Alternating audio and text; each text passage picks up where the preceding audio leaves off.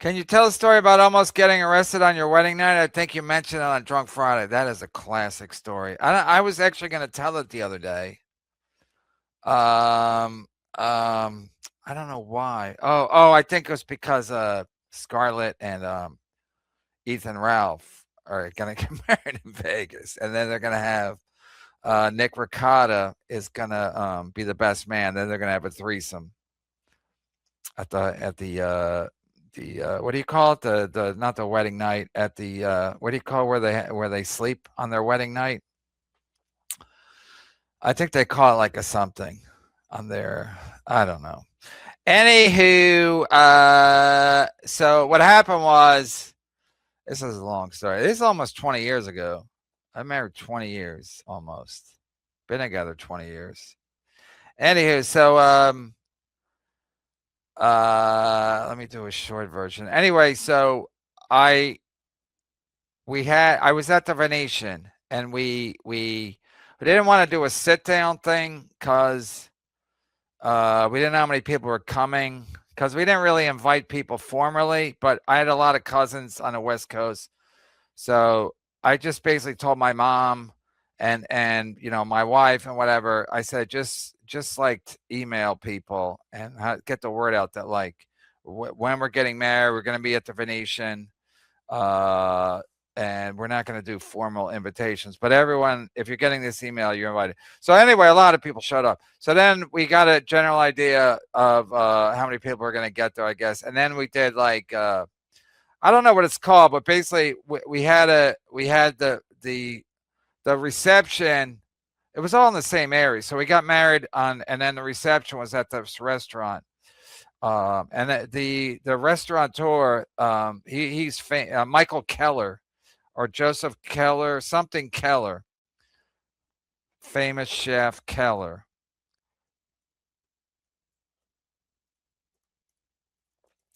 because he was. I don't know if the restaurant's still there. Thomas Keller, yeah, is a celebrated American chef and restaurateur, best known for his 3 Michelin star, the French Laundry. So it was Thomas Keller restaurant at the Venetian. So we thought, what could go wrong? Uh, so, um, but we weren't gonna like sit down because that would have been like pricey, and we just thought, in Vegas, there's food everywhere, and it's just gonna be real casual. So anyway, they brought out food like on trays, like they had waiters bring out food on trays, which to me made sense. People, it's like no one's still looking for a sit down meal. It was at 4 o'clock in the afternoon or something like that. So, you eat, you drink, and alcohol was free. There was going to be an open bar. So just people are like a cocktail party. People are snacking on stuff. And, but an open bar. The open bar was the key. Because if somebody gets drunk, then you go to the Venetian, the lobby of the Venetian, there's 50 restaurants. So if you're hungry, we're not in the middle of nowhere. So if you don't get enough to eat, anyway, so they were doing this, bringing out some stuff, like fancy little fucking finger foods and whatnot.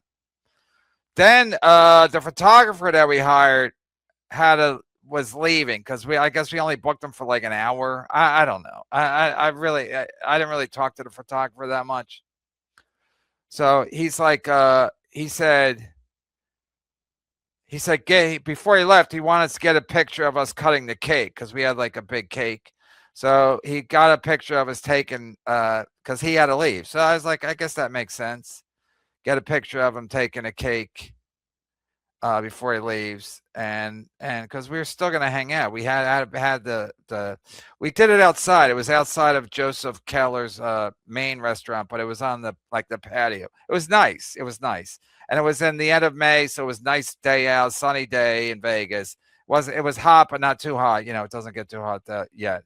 End of May. It's hot, but we were in the shade. It was all set up perfectly. So then, because we cut the cake, then I think they took the cake inside, and then they start serving cake.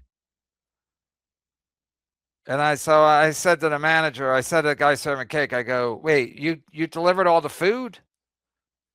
All the food? Because I paid a lot for food. I said, you delivered all the food already? And then the guy said, let me talk to the manager. So the manager's like, no, well, we didn't serve all the food because you cut the cake. I'm like, we cut the cake for the photographer. I mean, how is this complicated? We cut the cake. So I guess I guess I had to tell him. I guess I had to tell the manager. So, but instead they assumed because we cut the cake that now we didn't want the food that I paid for. We didn't want the guests to eat that. So now they're serving cake. So I said, why is the cake being served? Oh, because you cut it. I'm like, no. So all the food has already been handed out or brought out. No, we thought you wanted. Oh, you thought? You didn't ask me. You thought. I said, you know, you guys should do a lot less of thinking. You should do a lot less thinking. You should ask the customer, do you want the cake brought out now? I would said, no, bring out all the food and then bring out the cake. So because I said, you know, I was yelling at the guy, and so now they're bringing out cake, and now they're bringing out more food. I'm like, you people are fucking idiots. So then when you know, at that point I was like, fuck this place. And then they handed me the bill, and they wanted me to sign the bill, even though the 20% was already baked in, and it cost me like $15,000 for this fucking meal. So the whatchamacallit was already baked in, the 20% gratuity. Or I said, yeah, I'm not paying a gratuity. I'm not signing this. So then I got in a fight with the manager or something inside, kind of away from everybody. But then Neal was there. Neal Brennan was there with his date, he's no longer with, of course, because Neal's Neal's half a Carl, if you ask me. So Neal was sitting at the bar. He saw me kind of fighting with management, and I guess I used some choice language. So they called the cops. They called the Venetian Police. It might have been actually Vegas Police. I'm not sure. I think it was local security. I think it was hotel security. And they're like, sir, you can't curse. I said, so I can get a hooker? I can get a hooker and bring her to my room, which is illegal in Clark County. People don't know that. Prostitution's illegal in the county that Las Vegas is in. It's a kind of fine detail lost in the small print of the prostitution service. Anyway, so I said, I can get a hook, but I'm not allowed to curse. You're not allowed to curse, and you can't chew gum. That's the one thing Vegas casinos care about. You'll never find any gum sold at anywhere in Vegas. So then they called the police, and then my brother-in-law, who's now dead, he's married to one of my sisters. My brother-in-law saw the cops there, and he came up and he's like, Kevin, you all right? I said, I don't think so. Great story. Anyway, so never assume anything. Never assume. I'll never assume anything ever again. So yeah, I'll never assume anything ever again. And then the funny thing was, so the manager, we got married on a Sunday, and then I think on Monday, and then we stayed in Vegas a couple days. So either on Monday or Tuesday, we were still at the hotel. So the manager calls our room. And he goes, oh, Mr. Brennan, we heard you had a problem. The manager of the hotel of the restaurant, Joseph Keller. Michael, is it Joseph Keller? I keep forgetting. Anyway, Joseph Keller. It wasn't, he didn't call me up, but the GM of the place called me, of the restaurant. He calls me and he's like, oh, Mr. Brennan, we heard you had a problem with your wedding reception. I go, yeah. Big problem. I told him what happened. He goes, yeah, well, he goes, yeah, they made a mistake. They should have asked you, of course. And we'd like to invite you down for a meal. You and your new bride on us. So I'm like, all right, I'll take a free meal. And then the service couldn't have been better, more efficient. That time it was just the two of us. At our wedding reception, absolute shit show. But when they gave us a free meal, and then I think the manager actually explained to me, he goes, yeah, well, I wasn't there that night. He goes, but, you know, things happen. He goes, oddly, I don't even know if he brought that up or somebody brought it. But I think maybe when we were booking it, he said, that's a very busy weekend. He said, that's one of the busiest weekends of the whole year for Vegas.